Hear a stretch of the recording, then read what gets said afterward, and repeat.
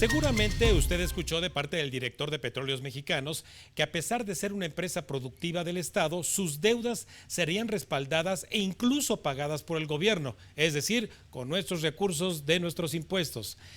Con la reforma energética se pretendió también impulsar profundos cambios en Petróleos Mexicanos que la convirtieran en una empresa que fuera capaz de competir con otras empresas y reducir su dominio monopólico en décadas que ha tenido.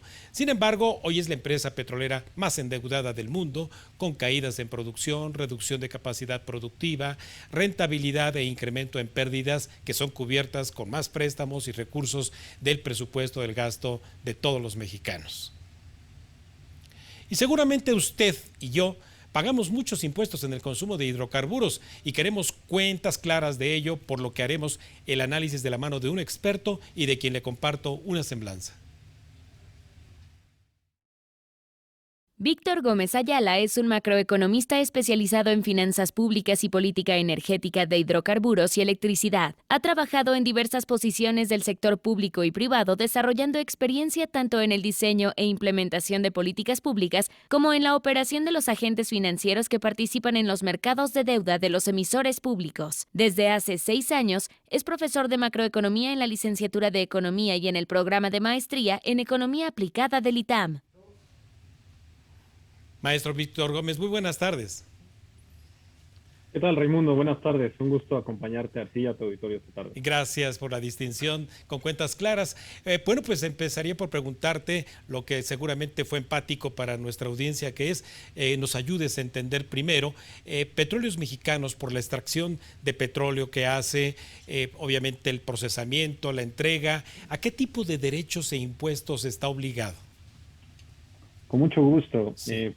Como bien comentabas, a raíz de la reforma energética, la anterior a la más reciente de 2014, lo que se buscó con la modificación central alrededor de la parte fiscal fue diversificar la manera en que Pemex contribuye al erario, y esto implicó que la empresa productiva del Estado, como se conoce legalmente, tenga uno de los regímenes fiscales más complejos en el mundo. Y básicamente esto tiene que ver en 3 escalas de su actividad, digamos, integrada verticalmente en la industria. Hay una parte de extracción y exploración de hidrocarburos, donde hace diferentes tipos de contribuciones. Hay una parte en la transportación de hidrocarburos y el almacenamiento, donde contribuye de otra manera. Y finalmente está el procesamiento y venta de petrolíferos, donde genera otro tipo de contribución. La mayor parte de lo que tradicionalmente conocemos como la carga fiscal de Pemex se encuentra en la parte superior, en la parte de extracción y exploración de hidrocarburos, y ahí, dependiendo del modelo de adjudicación que se haya hecho sobre ciertas áreas que tiene bajo su resguardo Pemex, obviamente para tener derecho a extraer los recursos de hidrocarburos que están en esas zonas, corresponde el régimen fiscal, ¿no? Hay 2 procesos de adjudicación, básicamente. Uno tiene que ver con asignaciones, que es el tradicional, el que ha tenido por décadas, como bien mencionabas, y otro que resulta de la reforma es el de los contratos, ¿no? Estas famosas rondas de licitación que fueron muy conocidas hace unos años, donde se adjudicaron también contratos a otras empresas, a consorcios donde participa Pemex y empresas privadas, etcétera, ¿no?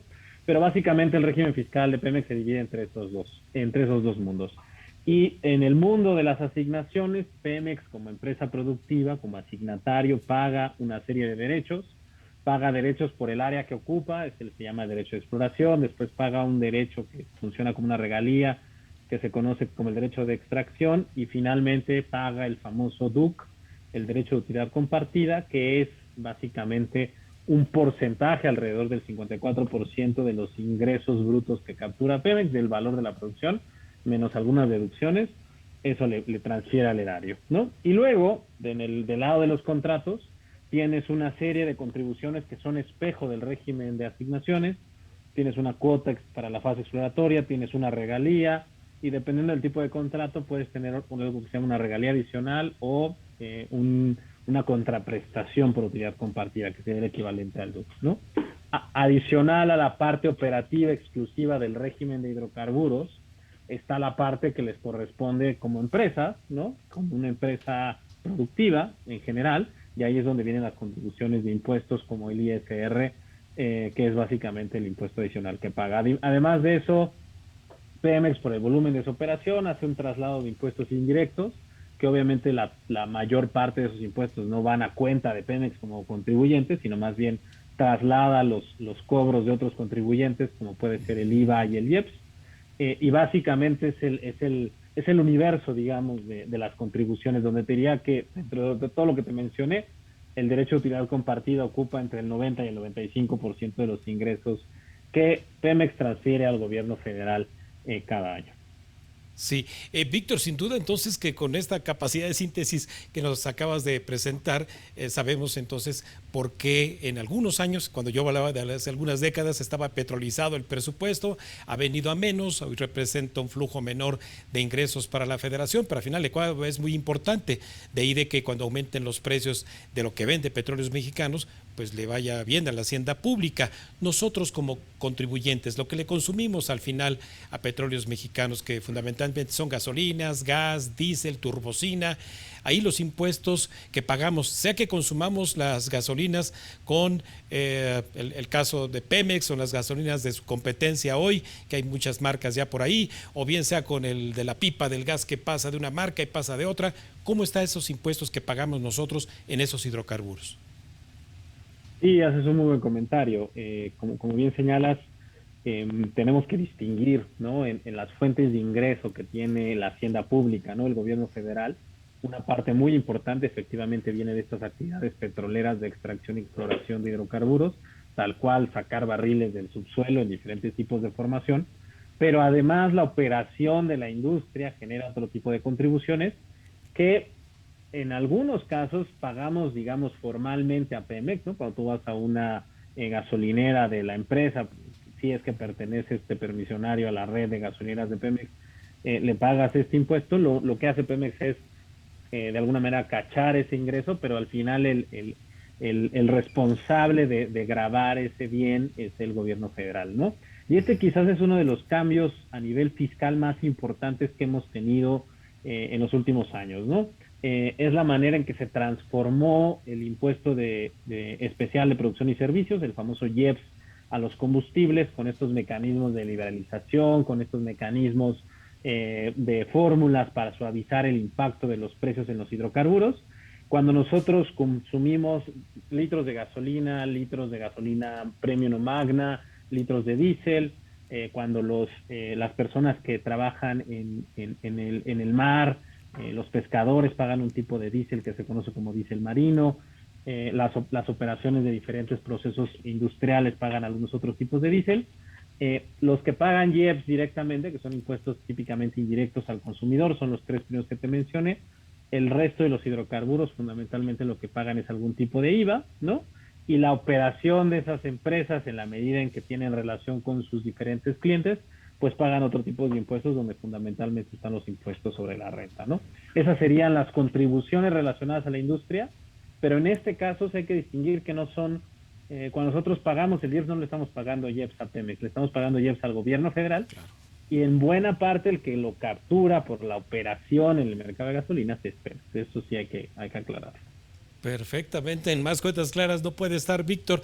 Víctor, no puedo desaprovechar la oportunidad para preguntarte desde tu ángulo de análisis lo que hoy sabemos de manera generalizada, que Petróleos Mexicanos, en el intento en voz de Andrés Manuel de querer satisfacer el abasto de gasolinas, compró una parte adicional del capital de una planta refinadora que está en Houston. ¿Cuál es tu ángulo de análisis?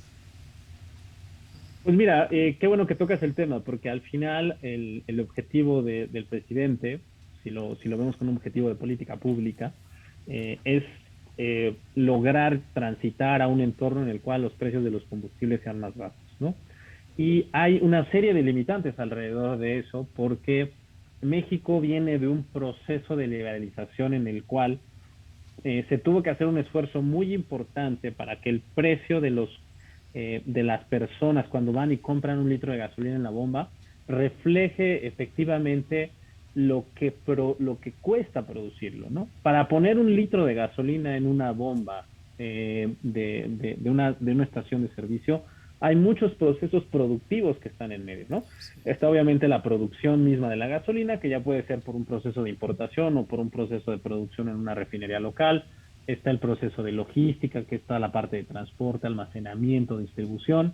Y están los márgenes de operación de los mayoristas, que en México es básicamente Pemex, y de los minoristas, que es la persona que hace la inversión para poner la estación de servicio, ¿no? Entonces, cuando tú llegas y compras gasolina, tienes que pagar todo ese proceso y adicional a ello los impuestos correspondientes, donde a veces no se sabe, pero pagamos 3 tipos de IEPS. Pagamos un IEPS a nivel federal, que es el común, pagamos un IEPS a nivel estatal, que recaudan las entidades, pagamos un IEPS carbono, que busca ser una especie de impuesto ambiental, y pagamos IVA, ¿no? Entonces, cuando juntas todas esas cosas, llegas a estos precios de 22, 23, 21 pesos por litro.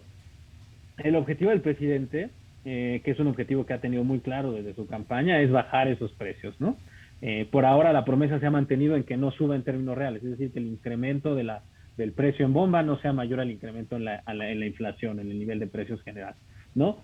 Sin embargo, pues se ha quedado corto porque se vuelve una especie de espiral, ¿no? Si los precios crecen, la inflación empieza a presionarse y el margen para que los precios sigan creciendo aumenta a su vez, ¿no? Sí. Entonces, esto ha tenido como consecuencia que a pesar de que se cumple esa fórmula, pues vemos que los precios en gasolina, en las bombas siguen subiendo, ¿no?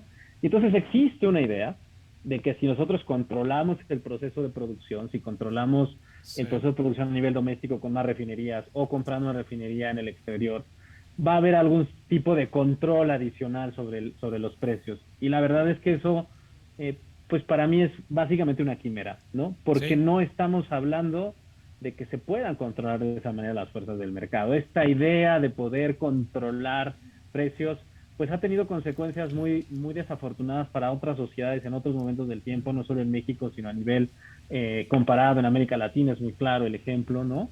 De que las consecuencias en bienestar para las poblaciones que buscan controlar, vamos a llamarlo entre comillas, el proceso de generación de precios, tiende a ser mucho más negativa y más profunda a través del tiempo de lo que sería no buscar eso. Ya lo creo. Víctor, te agradezco muchísimo esta contribución, la generosidad para ser empático con nuestra audiencia, entender cómo está toda esta composición de derechos, de impuestos y a final de cuentas, pues queremos cuentas claras con respecto a lo que se nos debe de regresar en términos de bienestar. Hemos compartido tu cuenta de Twitter en pantalla para que lo sigan, por favor, al profesor Víctor Gómez Ayala, ¿verdad? Porque siempre es muy asertivo y sobre todo con mucho sentido de anticipación en sus escenarios. Muchísimas gracias, Víctor. Te agradezco a ti, Raimundo, por la oportunidad y un gusto platicar con tu auditorio. Que tengas Hasta la próxima, Víctor. Gracias. Bueno, pues ahí lo tiene, las cuentas claras con las que se hace, lo que se hace con nuestros impuestos que pagamos a través de las gasolinas, por ejemplo, las razones por las que no bajan esos impuestos y el por qué Pemex está en quiebra y se insiste en rescatarla. Antes de ir un breve corte, le recuerdo nuestras redes sociales de la Agencia Mexiquense de Noticias para que nos siga en Facebook y en Twitter, @AMX Noticias y @Raimundo Tenorio.